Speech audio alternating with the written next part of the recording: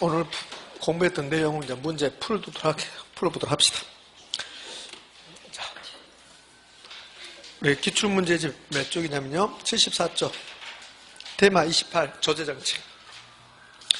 그럼 조제정책 바로 공부하는 게 아니라 우리 조제정책에서 공부했던 내용 제가 한번 타이틀을 한번 써볼게요. 가장 먼저 조제정책에서 뭘 먼저 공부했었냐면 세포스한테 배운 내용. 부동산에 부과되는 조세를 나눴잖아요. 어떻게 나눴냐면 조그만 표가 하나 있었어요.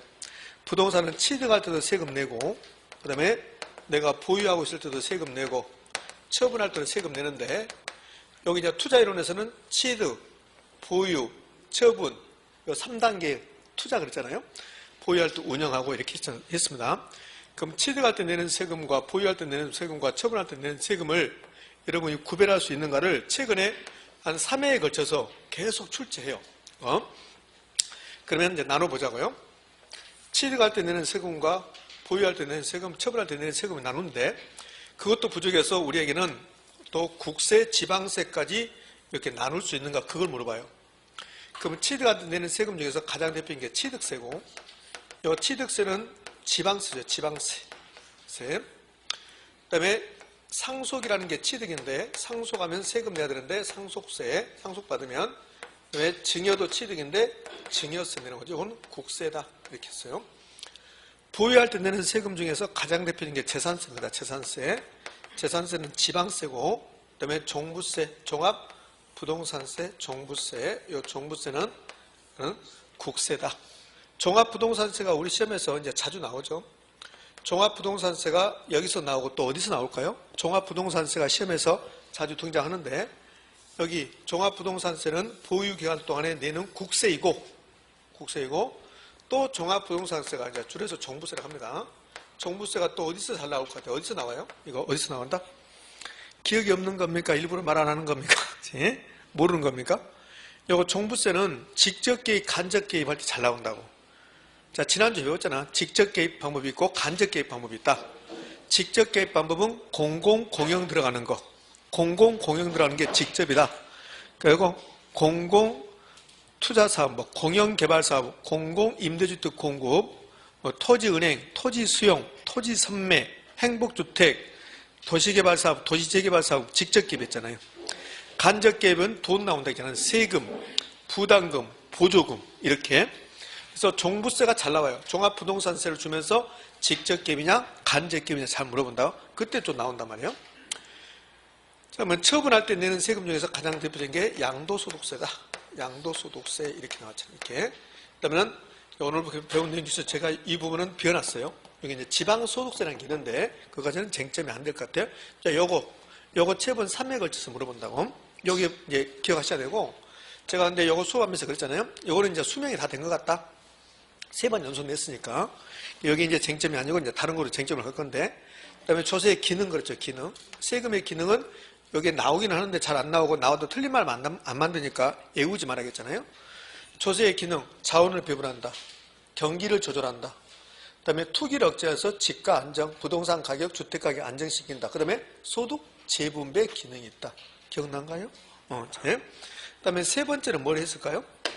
세 번째는 화면이 넘겨가면서 조세 부과의 경제적 효과 5가지 좋은 것은 없다. 그랬잖아요. 경제적 효과. 몇 시간 안 지났습니다. 몇 년 안 지났는데 잘 안 되죠? 그게 공부예요. 이 경제적 효과에서는 이렇게 했잖아요. 어떻게 했냐면 첫 번째 가격이 올라간다. 그림을 그리면서 가격이 올라간다. 좋은 게 없다. 가격이 상승한다. 이거 이제 공부하실 때 필기노트 가지고 같이 하면 좋아요. 가격이 상승한데 오늘 수업 시간에 60원이 올라갔죠. 맥주 가격 60원. 60원만큼 수요자가 세금을 낸다. 자, 이제 두 번째는 수요랑 공급량이 감소한다. 오늘 수업 시간에 그림은 맥주가 1,000원일 때는 거래량이 100개였는데 세금이 부과되니까 공급국선이 위로 올라가서 공급이 감소해서 공급이 80개밖에 안 된다. 수요 공급이 80개, 거래량이 80개, 자원 배분을 왜곡시킨다. 자원 배분의 왜곡이다. 왜곡. 이렇게 된다. 이렇게. 그다음에 세 번째, 공급자의 실질 수입이 증가한다, 감소한다? 감소. 공급자의 실질 수입이 감소하는 이유는 세금을 내니까. 세금을. 공급자 수입 감소. 공급자 실질 수입이 감소한다. 그래서 이거 집에 가면 여러분들 스스로 생각이 잘 안 납니다. 그게 공부예요. 그러니까 막 이게 집에 가셔서 이게 왜 생각이 안 나고 그럴 필요 없어요. 시험 문제를 보고 판단하면 되지 스스로 말로 할 필요 없잖아요. 말로. 저는 말로 해야 되잖아요. 저는 안 보고 해야 되니까 말로 해야 되지만 여러분 그렇게 할 필요 없어요. 그렇게 할 필요 없고 그렇게 하려면 공부 분량이 엄청나게 늘어나야 되잖아요. 그러니까 보고 이거 옳은 말 틀린 말 하면 되니까 머릿속에 막 암기하고 그럴 필요는 없어요. 그러니까 이렇게 암기하면 되지. 요거는 이제 암기해야 되죠. 요렇게는 암기해야 되지만 근데 기능은 암기할 필요 없잖아요. 경제적 효과가 그러잖아요. 좋은 게 없다. 이렇게 하는 거지 그걸 전부 다 암기할 수는 없잖아요. 자, 네 번째가 수요자 공급자의 잉여를 감소시킨다. 다섯 번째가 좀 어려웠죠. 그림 그리고 난리 쳤었잖아요. 사회 전체에 경제적 순손실이 발생하는데 그 경제적 순손실이 발생한다. 그것도 어려워요. 근데 그 어려운데 거기다 우리가 더 주라 그러죠. 어느 경우에 경제적 순손실이 커질 것인가? 공급이 탄력적일 때. 공급이 탄력적일 때. 이렇게 해서 이제 경제적 효과를 끝냈어요. 그 다음에 네 번째는 이제 뭘 했었냐면 요거 이제 경제적 효과 그림을 두 개 그렸는데 이런 경우도 그렸잖아요. 이런 그림을. 어떤 그림을 그렸었냐면 자, 일반적인 그림이 아니라 공급이 완전 비탄력적 수직선일 때 이렇게 있잖아요. 수직선. 공급선이 수직선이다. 수요 곡선이 이렇게 있었고 그러면 균형, 가격 1,000원. 어떤 물건의 가격은 1,000원이었고 거래량은 100개였다. 이때 공급자에게 세금을 부과하면 공급자에게 그럼 공급자에게 세금을 부과하면 공급 곡선이 움직여야 되는데 여기 공급이 완전 비탄력적이면 못 움직인다. 공급선이 그대로 있다. 그럼 공급 1번, 공급선 2번 그대로 있어버린다. 그럼 가격 안 올라가죠. 가격이 올라가야만이 수요자가 세금을 내는데 가격이 올라가지 않으니까 수요자가 세금 내지 않는다. 그럼 누가 다 낸다? 공급자가 전부 다 낸다. 이 거래량이 100개에서 80개로 감소하면 자원 배분을 애곡시킨다 하는데 이건 거래량이 감소하지 않죠? 자원 배분 애곡은 없다. 그래서 필기노트 보면 왼쪽 그림에 여기에 있고 오른쪽에 있고 요 밑에 두 가지 있었잖아요. 자원 배분 애곡 없다. 세금은 수요자가 전혀 내지 않고 공급자가 전부 부담한다. 그럼 이제 그림으로 여러분들이 기억할 게 아니라 머릿속에 기억할 것은 공급이 완전 비탄력적이면 공급이 완전 비탄력적 탄력성이 0이면 자원 배분의 애곡은 없다. 그리고 세금은 누가 다 낸다? 공급자가 다 낸다. 그리고 이제 네 번째가 가장 시험에 많이 나왔다고 했잖아요. 이 네 번째는 뭡니까? 비만. 조세 전가, 귀착의 정도, 조세 부담액의 정도. 이건 조세 부담액의 정도. 조세 부담액의 정도인데 전가와 귀착 이렇게 불러요. 얘는 결론은 비만. 비탄력적인 사람이 세금을 많이 낸다. 비탄력적인 쪽이 세금을 많이 낸다. 그래서 수요와 공급의 상대적 탄력성을 결정되는데 그 상대적으로 비탄력적인 사람이 세금을 많이 낸다. 그러면서 연습을 했었잖아요. 어떻게 연습했냐면 수요 탄력성과 공급 탄력성이 나오는데 수요 탄력성은 크다. 그러면 상대적으로 공급이 비탄력적이다. 비탄력적 공급이. 그럼 공급이 비탄력적이니까 비만이니까 공급자가 많이 내죠. 그럼 이런 경우는 수요자 부담액보다는 공급자 부담액이 공급자 부담액이 많다. 그럼 공급자 부담액이 많으면 수요자 부담액은 작겠지요. 이거 반대는 제가 할 필요 없잖아요. 수요 탄력성과 공급 탄력성을 비교했는데 그런데 공급 탄력성 크다. 이번엔 수요가 비탄력적이야. 수요자가 많이 내라. 세 번째, 수요 탄력성하고 공급 탄력성이 똑같다면 사이좋게 절반씩 나눠서 내라. 이렇게. 자, 그럼 이거 1번 지워버리고 이제 다시 원상 들어와서 이제 3번까지 지워버리고요. 이걸 계속 이어서 해볼게요. 4번. 이 4번은 특수한 경우. 이제 3번까지 이거 4번은 특수한 경우. 수요가 완전 탄력적인 경우하고 수요가 완전 비탄력적인 경우하고. 그럼 수요가 완전 비탄력적이다. 수요가 비탄력적이니까 수요자가 많이 낸다. 완전 비탄. 완전히 많이 내라. 수요자가 전부 부담. 수요자 전액 부담. 수요자 전액 부담이다. 그러면 공급자 부담이 없는 거죠. 자, 위로 올라가면 위는 반대로 해야 되지. 반대. 그러면 수요가 완전 탄력적이다. 탄력적이면 조금 낸다. 완전 탄력적이면 완전히 조금 낸다. 안 낸다. 그럼 수요자 부담액이 제로. 수요자 부담액이 없다. 수요자 조세 부담액은 0.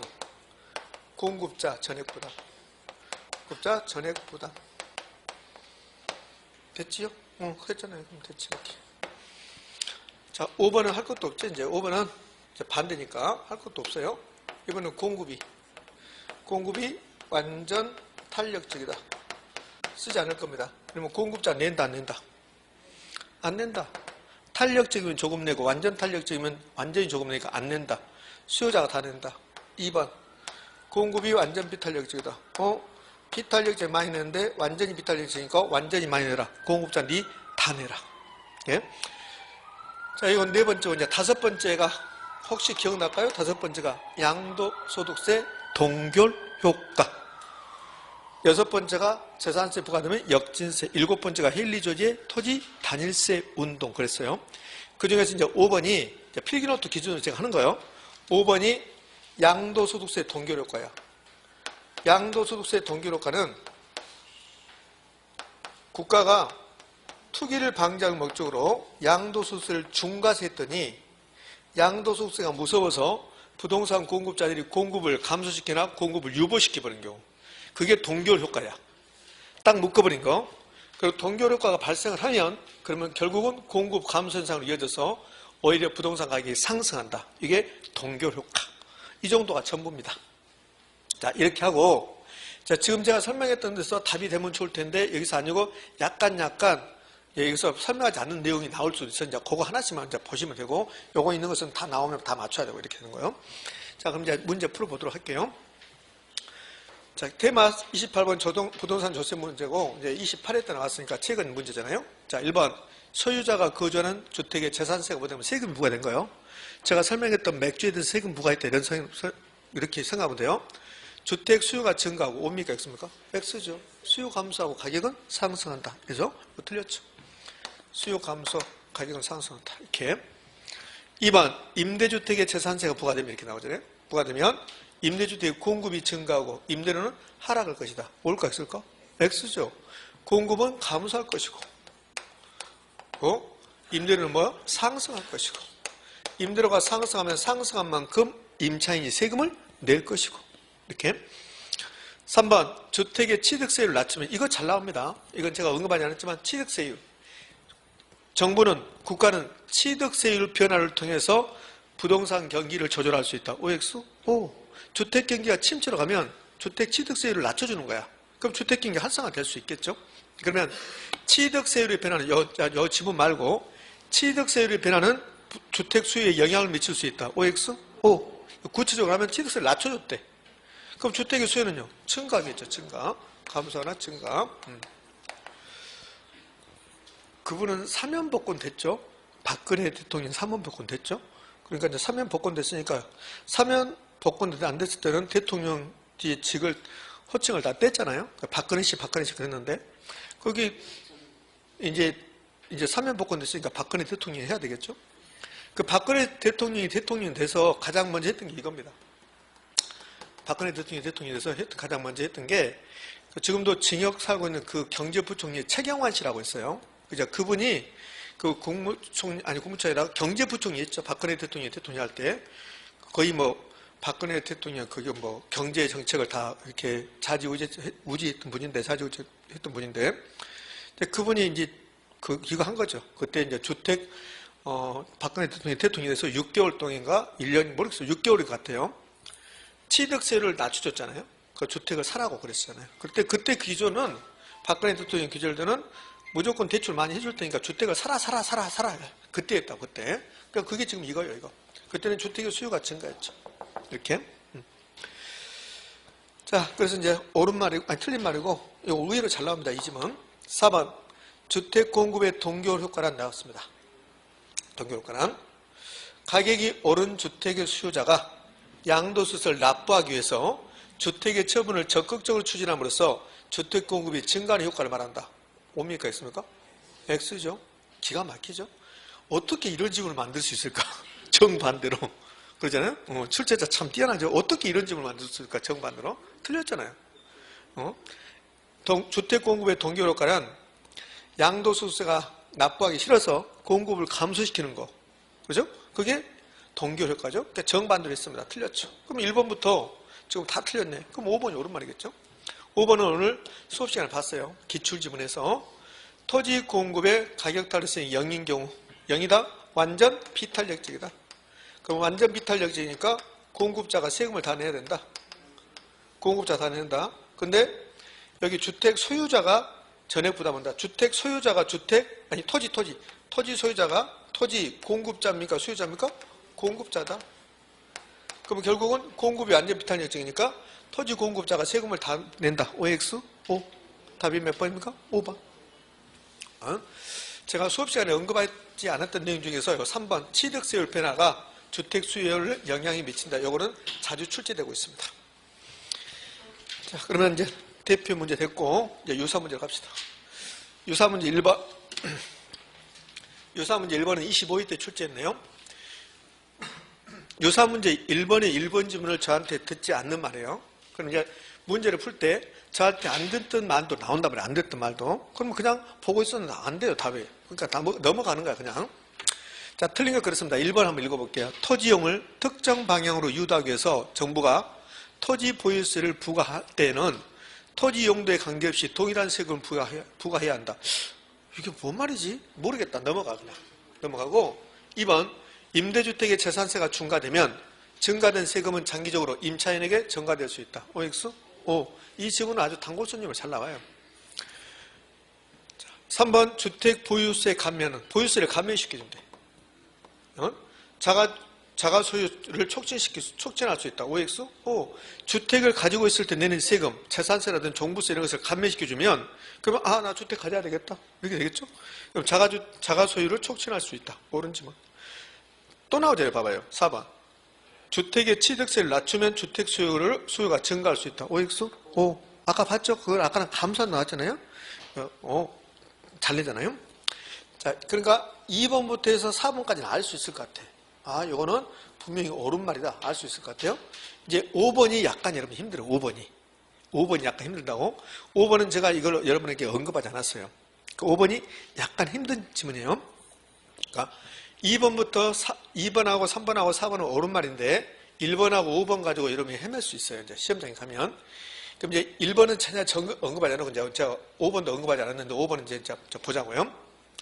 공공임대주택의 공급 확대는 임대주택의 재산세가 임차인에게 전가되는 현상을 완화시킬 수 있다. 이렇게 나왔습니다. 자, 이게 이제 O일까 X일까? O예요. 답이 1번이니까 5번은 오르겠죠. 그러니까 이게 뭔 말이냐? 도대체 여러분들 대체제가 생기면 수요가 탄력적 비탄력적? 탄력적. 대체제가 생기면 그러면 수요가 탄력적으로 되면 수요자가 세금을 많이 낼까 조금 낼까? 비탄력적이면 많이 내고 탄력적이면 조금 내잖아요. 그럼 봐봐요. 임대주택 시장이야. 임대주택 시장인데 이 임대주택 시장에 이 시장이요. 자, 1번 민간 임대주택이 있어요.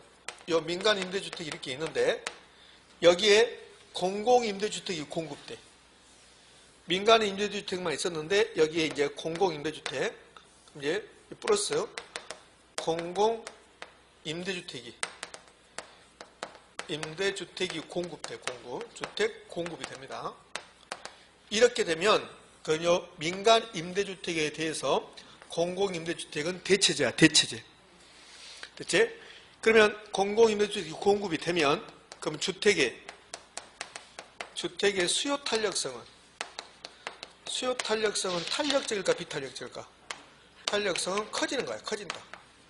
대체제가 생겼으니까. 여기 공공임대주택은 대체제가 지금 생긴 거야. 민간 임대주택에서 대체가 이제 증가한 거예요. 증가. 그럼 대체제가 증가하면 수요는 보다 더 탄력적으로 된다.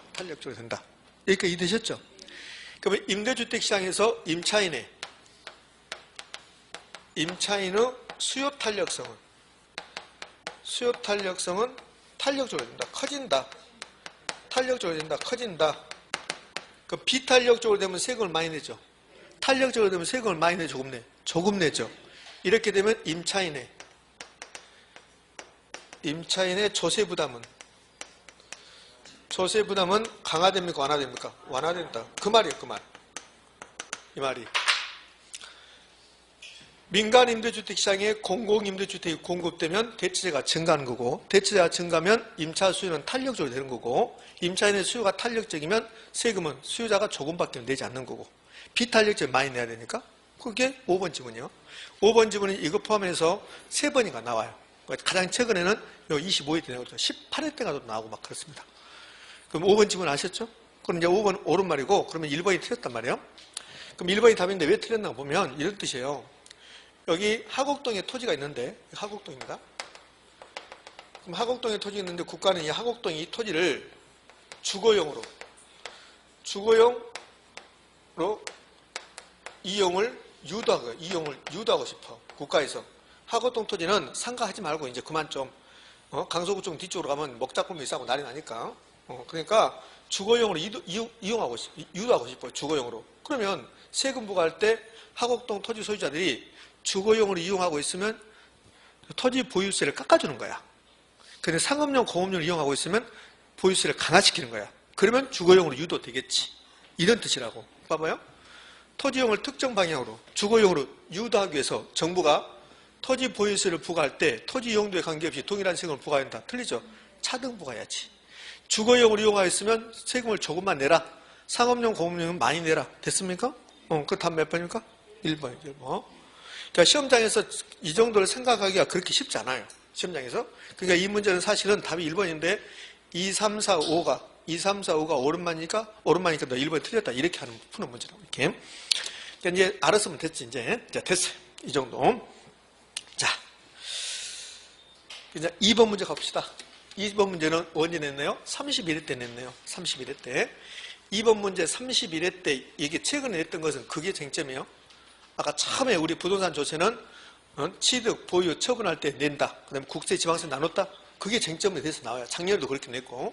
자, 그러면 이제 유사 문제 2번은 이제 틀린 거 그랬습니다. 조세정책. 1번 취득세 감면은 또 나오잖아요. 아까 취득세율 또 나오잖아요. 그 말 엄청 잘 나와요. 취득세 감면은 부동산 거래 활성화에 기여할 수 있다. OX. 계속 약간 바꿔서 낸다고.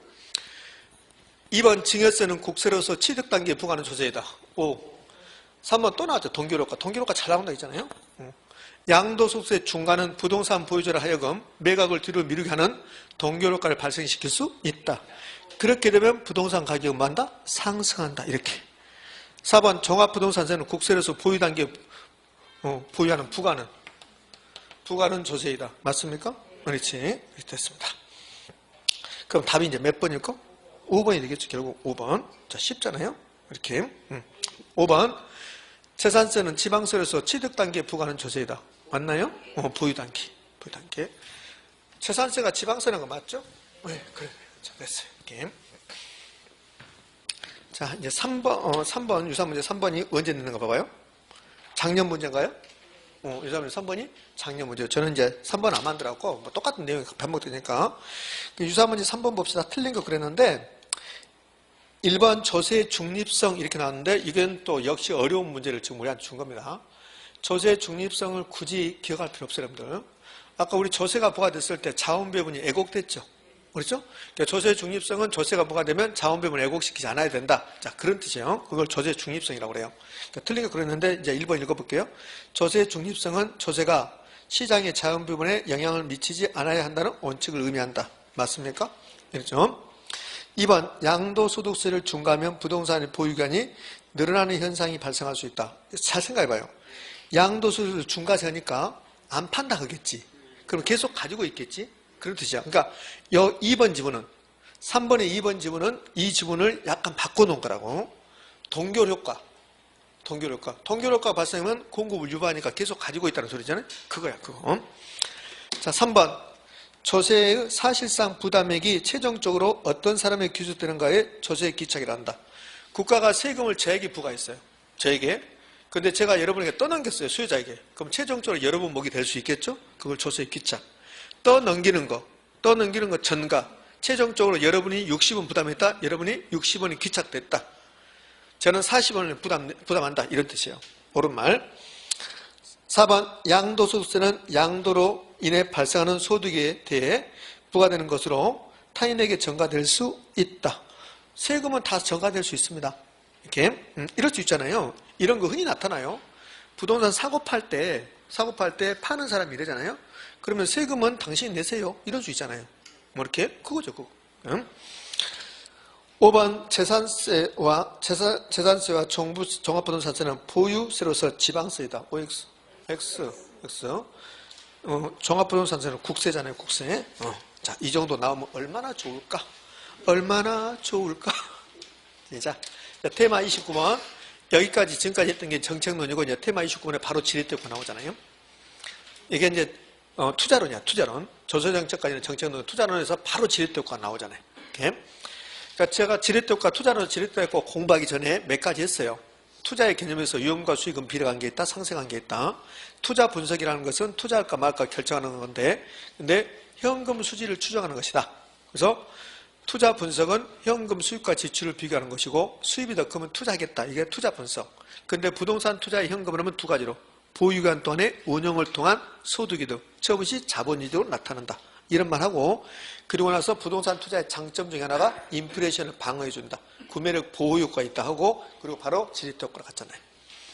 그럼 지렛대 효과에서 이제 이론이 있잖아요. 지렛대 효과 이론이 있고, 계산 문제가 있고, 자기자본수는 계산 문제. 요 지렛대 효과 자기자본수 계산 문제부터 나왔으니까 요것부터 이제 볼게요. 우리 여기 기출문제 책에는 계산 문제를 두 개 냈어요. 지렛대 효과. 테마 29번 문제하고, 그 다음에 유사문제 2번하고 계산 문제고, 유사문제 1번이 지렛대 효과의 이제 이론 문제고, 이렇게. 근데 테마의 문제 요거 지금 요거 있는 거, 이거보다는 유사문제 2번이 훨씬 더 어려워요. 그러니까 유사문제 2번을 풀면 요거는 다 풀 거랑 똑같아요. 그러나 이제 뭐 똑같은 문제가 반복되니까 일단 테마 문제부터 풀어볼게요. 테마 문제. 테마 문제 이거는 쉽잖아요. 금방 알 수 있으니까. 자기자본수를 구하라 하잖아요. 그럼 자기자본수를 구하려면 공식을 알면 되잖아요. 공식. 자, 자기자본수를 공식 써봅시다. 자기자본수익률. 자기자본수익률은 내 돈 가지고 본 수익의 비율이죠. 자기자본분의 우리가 영업에서 번 돈 순용업소득에서 은행에 돈 빌려오면 이자 비용 빼고, 이자 빼주고, 그리고 부동산 가격이 올라가면 더하고 떨어지면 뺀다. 가치 변화. 이게 자기자본 수익률의 공식입니다. 근데 은행에 돈 안 빌려면 이자 비용 없다는 거. 돈 안 빌려면 대신에 은행에 돈 안 빌려면 자기자본이 바뀐다는 거. 은행에서 빌려왔다면 5억이 될 수 있지만 안 빌려오면 10억이 될 수 있다는 거. 자, 그것만 좀 주의하시면 되죠. 자, 이 문제를 봐봐요. 이 문제는 돈을 빌려왔습니까? 안 빌렸습니까? 빌려왔잖아요. 부동산 3억인데 은행 대출은 2억이고 내 돈은 1억이란 소리야. 이건 1억이니까 얼마나 쉽게 줬는가 봐봐요. 뭐 계산하기도 쉽게 줬잖아요. 1이면 분모가 1이면 너무너무 쉽잖아요. 25회 때 출제됐으니까 좀 오래됐잖아요. 뭐 대출 조건이 나왔어요. 근데 이제 돈 빌려왔으니까요. 빌려왔으니까 이자를 나와야지. 이자율 6%. 그 다음에 부동산 가격이 올라가는가 떨어지는가 봐야 돼요. 변화 없잖아요. 변화 없죠. 그러면 이 공식을 대입을 하면 요거는 필요 없다는 소리예요. 요거는. 그러면 자기자본 수익률에다가 순용업소득 줄 것이고 이자 비용만 계산하면 되죠. 그럼 이제 갖다 붙여봐요. 자기자본은 얼마요? 1억. 순용업소득 얼마입니까? 2천만 원. 여기서 이자만 빼버리면 돼 이제. 이자는 2억을 빌려왔는데 이자율이 몇 퍼센트? 6%. 0.06. 2천만 원, 2억에 6%면 1200이야. 그럼 2천만 원 중에서 1200 은행에 이자 주고 나에게 떨어진 건 800. 그럼 1억 투자해서 800이 예상돼 수입이. 그럼 몇 퍼센트? 8%. 굿. 이런 정도의 문제, 물론 25회 때니까 좀 됐지만 이 정도의 문제는 그러면 다른 이론적인 문제보다 훨씬 더 쉬워요. 이 정도 나오면. 선생님 진짜로 이렇게 아까 원장님 말했더만요. 10문제 나오면 5문제는 풀 수 있게 준다고. 그 5문제 중에서도 한 2-3문제는 이렇게 쉽게 줘요. 요건 틀리면 안 된다. 예? 그러니까 이번 수란 들어와서 제가 필기노트 있는 계산문제 다 풀고 있잖아요. 그건 다 풀어야 돼. 자, 자기사무소 됐어요. 그럼 유사문제 좀 이따 보기를 하고 요거 봅시다. 여기 유사문제 1번 보지 말고 2번 봅시다. 2번이 29회 때 되는 거야. 29회 때. 여기에 가장 최근에 자기자본수익률 계산 문제를 준 거라고 이게. 자, 그러면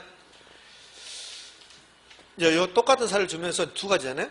타인 자본을 활용하지 않는 경우, 그 다음에 니은 타인 자본을 50% 활용하는 경우 각각 자기 자본수익률을 구해봐라. 그럼 이제 기업, 타인 자본 이용하지 않았다. 차입이 없다.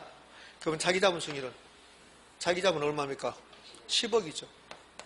돈 안 빌려왔으니까. 차입이 없습니다.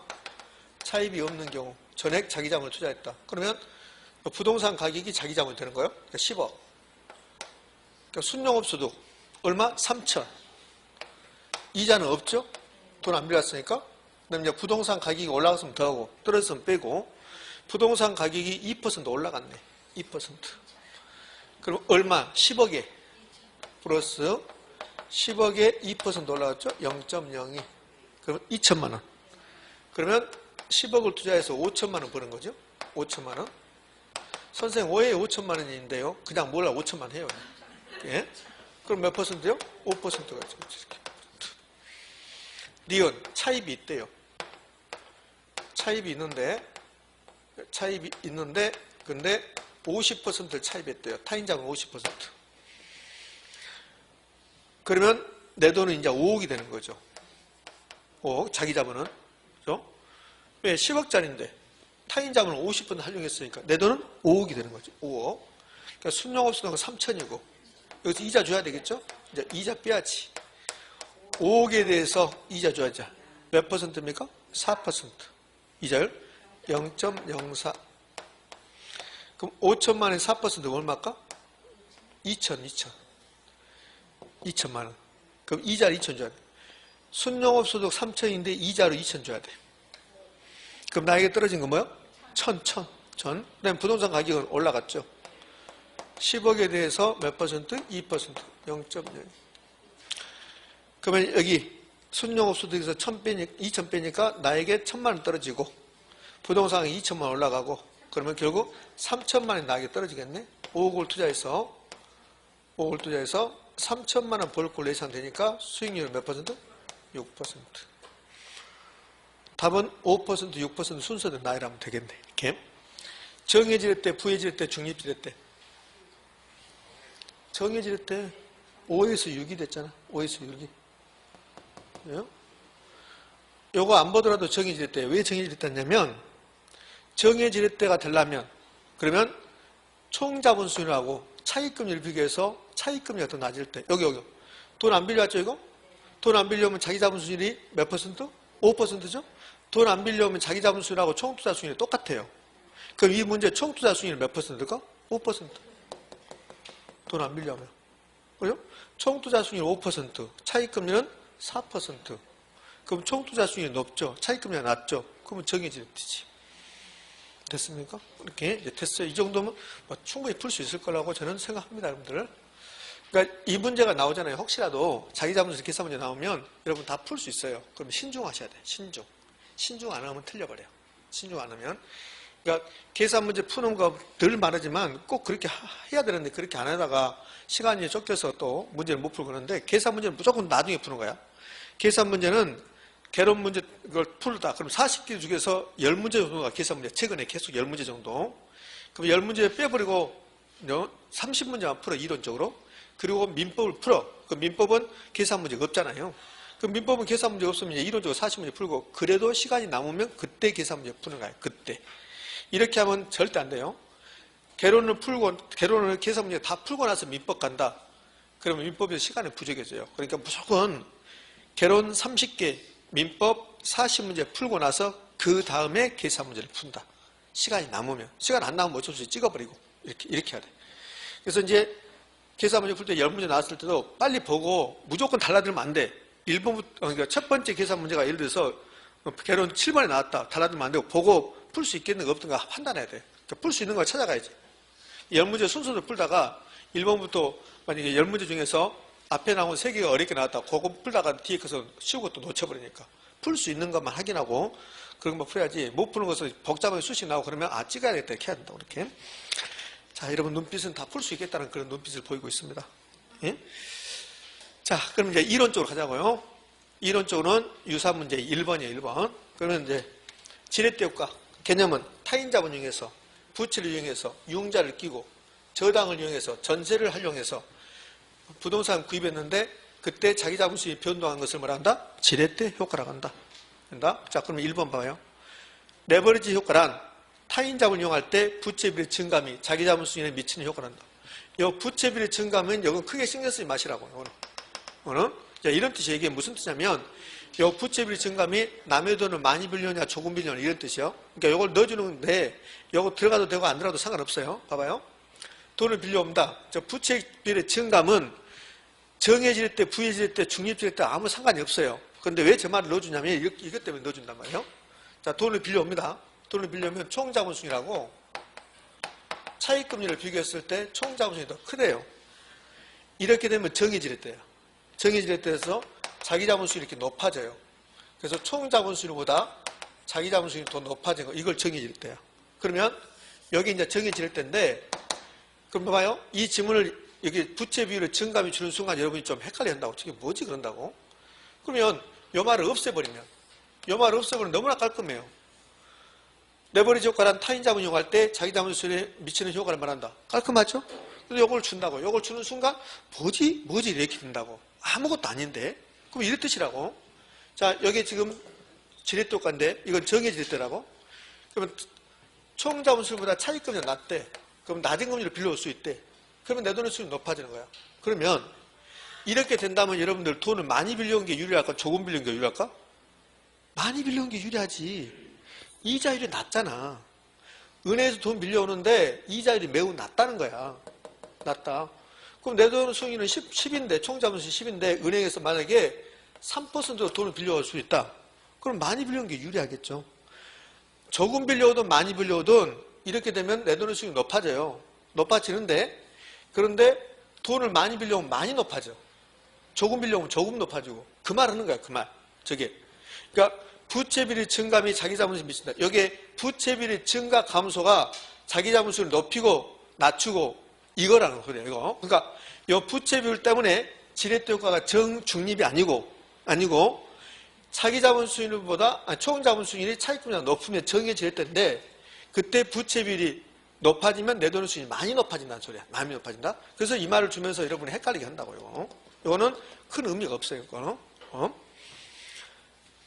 자, 그럼 이제 1번 옳은 말이고 이제 2번 이제 이거 주는 순간 여러분이 좀 헷갈려 하니까 무조건 지렛대 효과는 타인 자본 이용했을 때 자기 자본 변화가 처리됐다 그러면 지렛대 효과예요. 2번 정의 레버리지 효과는 저당수익률이 총 자본수익보다 낮을 때 발생한다. 정의 레버리지 효과는 총 자본수익이 높을 때 저당수익이 낮을 때. 3번 중립 레버리지란 자기 자본수익이 변하지 않는 경우야. 어느 경우에 부채비율이 변화해도 이 부채비율은 은행 돈하고 내 돈하고 비율이라고 부채비율이 변화해도 자기 자본수익은 변하지 않는 경우다. 중립 레버리지는 이렇게 돼봐요. 총 자본수익이라고 차익금리가 같잖아요. 이렇게 같아져 버리면 어떠한 경우도 내 돈의 수익은 안 바뀌어. 어떠한 경우도. 돈을 많이 빌려든 조금 빌려든 상관없어요. 그러니까 돈을 많이 빌려왔다 조금 빌려왔다 그게 부채비율이 변화야. 부채 변화? 그 부채비율이 변화한다 하더라도 타인 자본, 아니 총 자본수익과 차익금리가 같아버리면 자기 자본수익은 변하지 않는다. 여기 이제 중립지렛대 이렇게 한다고. 자, 그러면 이제 1번부터 3번까지 다 옳은 말이네요. 그럼 4번. 부의 레버리지 효과란 부채비율이 커질수록 자기 자본수익이 하락한 것을 말한다. 또 부채비율 주면서 우리를 커지게 해요. 자, 부채비율 빼버려요. 부의 레버리지 효과란 자기 자본수익이 하락한 것을 말한다. OX? 5인데 이 부채비율이 커지면 내 돈의 수익이 많이 떨어지고 부채비율이 적으면 조금밖에 안 떨어지고 그러니까 부채비율이 없다 하더라도 내 돈의 수익률이 떨어지는 거야. 무조건. 떨어지겠다고. 근데 부채비율이 커진다. 많이 빌려왔다는 소리야. 많이. 은행에서. 부의 레버리지 효과니까 차익금리가 높은데 많이 빌려버렸다. 그럼 내 돈의 수익이 많이 떨어져야 되겠지. 자, 그럼 됐고 이제 그 다음에 5번은 지렛대 효과에서 엄청나게 많이 나온 거 있다고 했잖아요. 세옹지마 이야기하면서 타인 자본 이용하면 지렛대 효과를 활용하면 내 돈의 수익이 높아질 수 있지만 그러나 위험도 뭐한다? 증가한다. 위험도 증가한다. 그럼 보자고 5번. 정의 레버리지 효과를 예상하고 투자했을 때 부채비율이 커질수록 은행에 돈을 많이 빌려올수록 이 말이야. 경기 변동이나 금리 변동에 따른 투자 위험이 감소한다. OX? X. 투자 위험이 증가한다. 그래서 답이 몇 번이요? 5번. 이 정도. 자, 이제 테마 30으로 갑시다. 테마 30으로 가서 부동산 투자의 위험과 수익 나왔어요. 그럼 위험과 수익에서 위험을 어떻게 공부했는가? 위험에서 저하고 공부했던 거 해볼게요. 위험, 불확실성. 개념은 불확실성인데 그거 필요 없고 위험을 측정할 때 위험을 계산할 때 표준 편차나 뭘로 측정한다? 분산으로 측정한다. 그래서 우리 투자 이론을 공부할 때 표준 편차가 나온다든지 분산이 나오면 위험을 뜻한다. 이 분산이 나온 것 중에서 가장 대표적인 게 평균 분산 결정법이라고 오늘 봤잖아요. 평균 분산 결정법. 이 평균 분산 결정법 오늘 수업, 정규 수업 마지막 할 때 이게 나온다고. 평균 분산 결정법은 효율적 전선할 때 나왔잖아. 효율적 전선은 평균 분산 결정법으로 선택된 것을 연결했다. 그러면서 그때 나왔단 말이에요. 이 분산이 이 분산이에요. 이렇게. 요거 이제 위험에서 측정할 때 표준 편차 분산으로 측정한단 말. 여기 이제 한 두세 번 나오죠. 이렇게.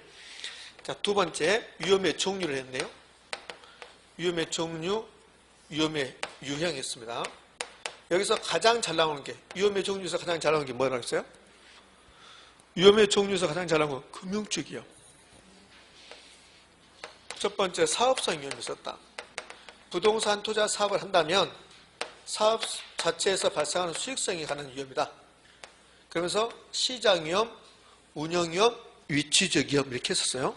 이게 있었고, 남의 돈 빌려왔는데 타인자 운영했는데 갚지 못할 위험, 금융적 위험. 여기에 가장 시험이 잘 나온다 했잖아요. 나는 금융적 위험이 싫어요. 나는 금융적 위험이 싫어요. 그럼 방법은 돈 빌려주지 말아라. 전액 자기 잡으면 투자해라. 그럼 금융적으로 완전히 제거할 수 있다. 그거 배웠죠? 자, 세 번째. 팔려고 내는데 안 팔린다. 유동성 위험. 현금화가 곤란하다. 그래서 내가 원하는 시기에 못 판다. 판다 하더라도 10억짜리를 7억에 팔 수밖에 없다.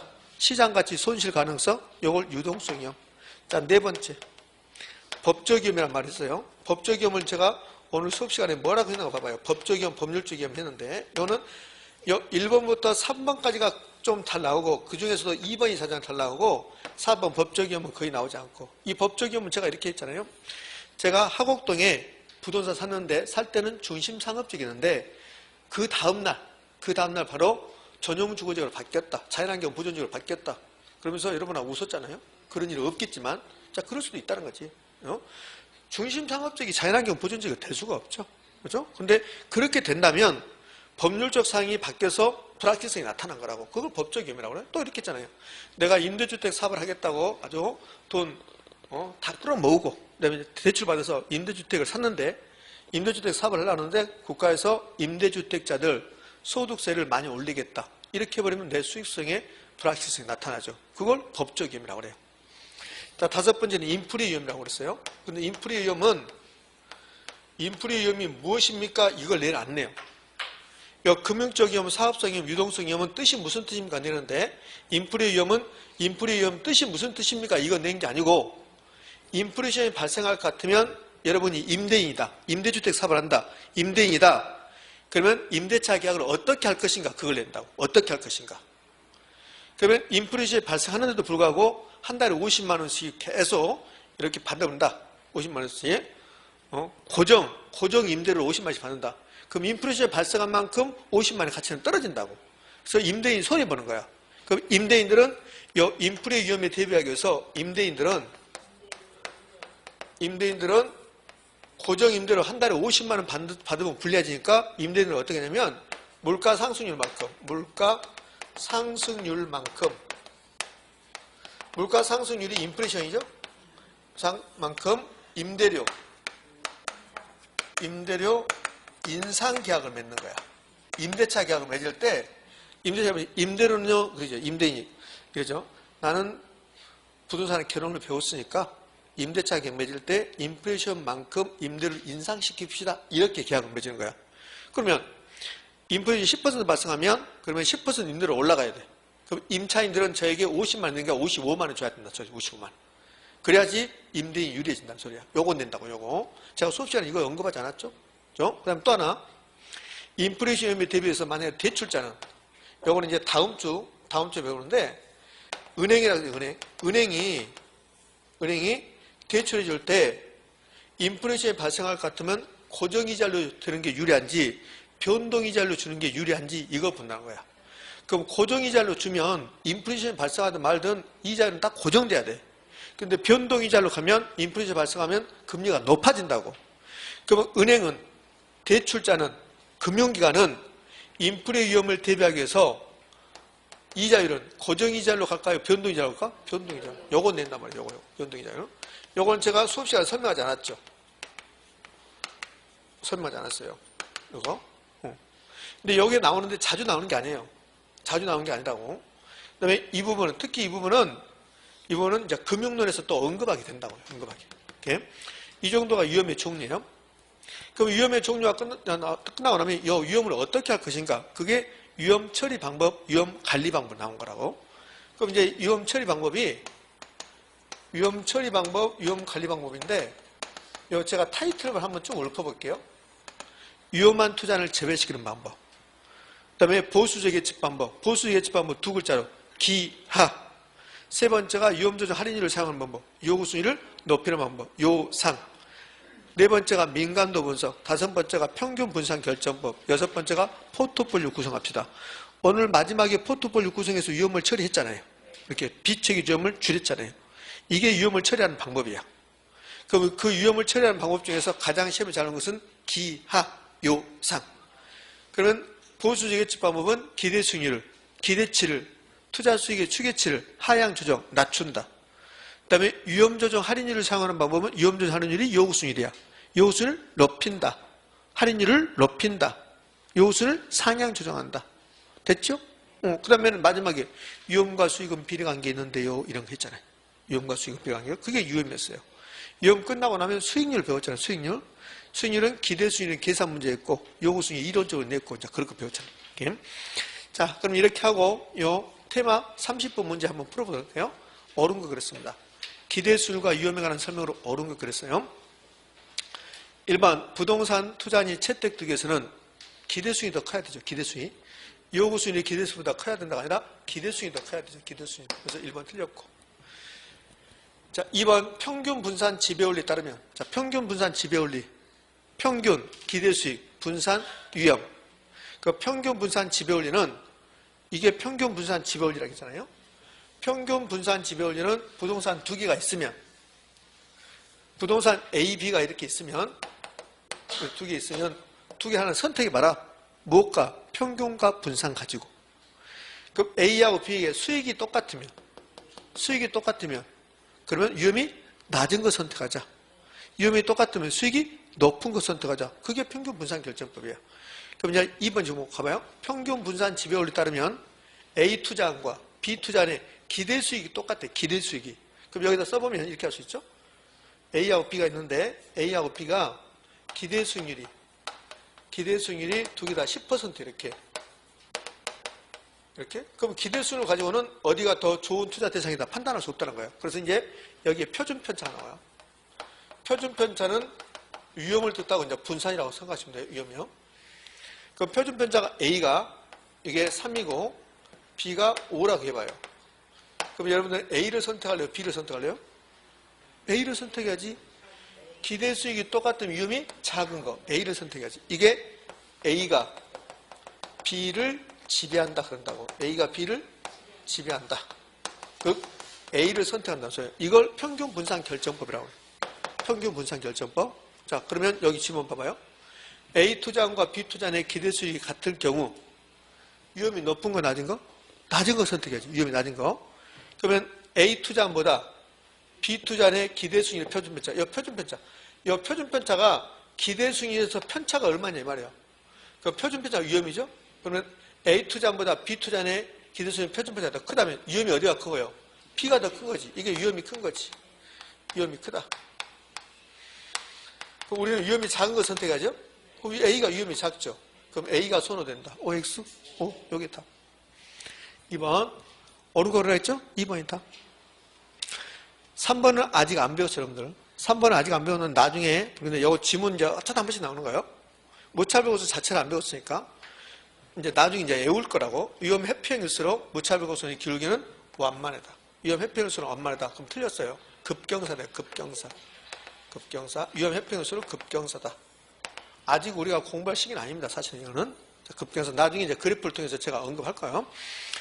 4번. 투자 위험과 기대 수익의 부의 상관관계가 있다. 위험과 수익은 비례관계 있죠. 비례. 그러니까 부가 아니라 정의 상관. 이렇게. 5번은 여러분이 요구수일의 구성을 아냐고 물어봐. 요구수일의 구성? 요구수일은 어떻게 구성돼요? 요구수일의 구성 갑시다. 요구수일의 구성. 요구수일은 투자하기 위해서 충족돼야 되는 최소한의 수익률. 개념이 최소한의 수익률. 위험조정 할인율, 주관적 수익률, 기회비용 이렇게 했다고. 요구수일의 구성.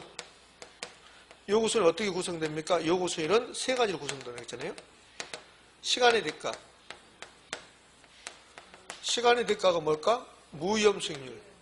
위험이 없는 수익률. 무위험 수익률인데 수익 생략하고 무위험률 그런다고. 이게 은행이죠. 여기에 부동산에 투자하면 위험을 부담한다. 그러면 위험의 대가 주세요. 이렇게. 위험의 대가가 뭘까? 위험 할증률, 위험 보상률 이렇게요. 위험 할증률, 위험 보상률 이렇게요. 그럼 여기 이렇게 하지. 위험한 투자일수록 투자자가 위험의 대가를 많이 요구한다. 맞잖아요. 여기에 예상 인플레이션 이렇게 구성된다 거야. 그럼 요구수일은 결국은 시간의 대가와 위험의 대가에다가 예상 인플레이션 한 건데, 다른 말로 하면 무위험률, 위험 할증률, 예상 인플레이션 이렇게 돼야 된다는 소리야. 셋 중에 어떤 것이 높아진다 하더라도 요구수일은 만다? 높아진다.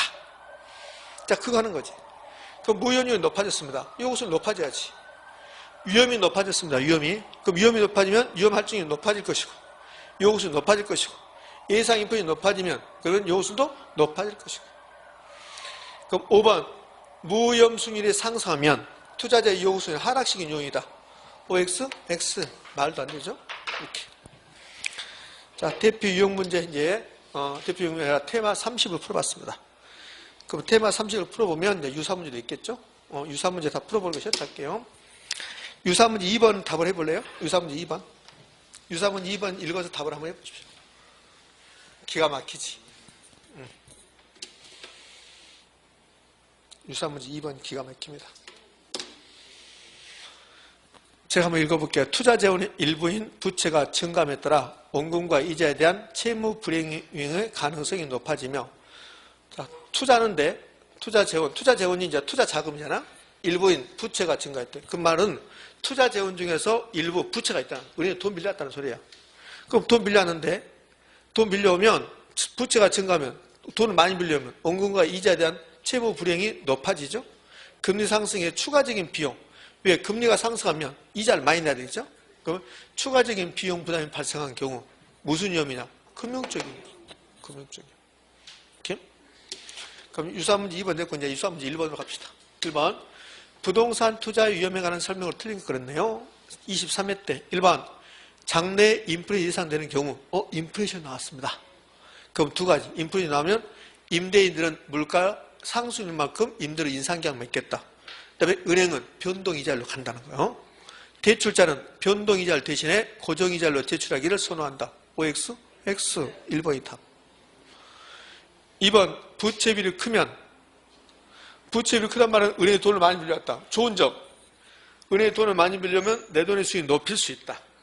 내 돈의 수익이 많이 높아질 수 있다. 지분 수익은 커질 수 있다. 그러나 투자 위험은 반다? 증가한다. 3번 운영위험이란 부동산을 운영한단 말이 임대사업을 한다는 소리야. 그러면 영업경비가 많이 들어갈 수도 있고 근로자들이 파업할 수도 있고 이런 것들.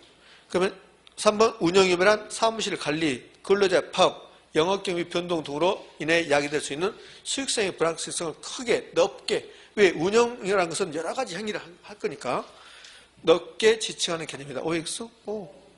4번 위치적임이란 환경이 변하면 대상보다는 상대적 위치가 변하는 위험이다. 이게 상당히 어려운 말이에요. 제가 오늘 수업 시간에 위치적임이란 이렇게 갔잖아요. 입지 선정이 실패했잖아요. 상대적 위험과 상대적 위치와 절대적 위치, 이건 보지 말아야겠어요. 제가 여기 일단 한 번 나왔어요. 자, 여러분들 위치적 위험이란 입지 선정을 실패한 거야. 하곡동에 투자해야 되는데 마곡이 해버린 거야. 입지 선정이 실패라고. 그러면 왜 이런 일이 발생할까? 하곡동하고 마곡이 왜 이렇게 위치적 위험이 발생할까? 만약에 하곡동에 투자했는데 마곡에 투자했다. 그러면 하곡동은 개발되는데 마곡이 개발 안 된다 이거예요. 그럼 투자 실패한 거라고. 그러면 토지의 위치는 안 바뀌어요, 여러분들.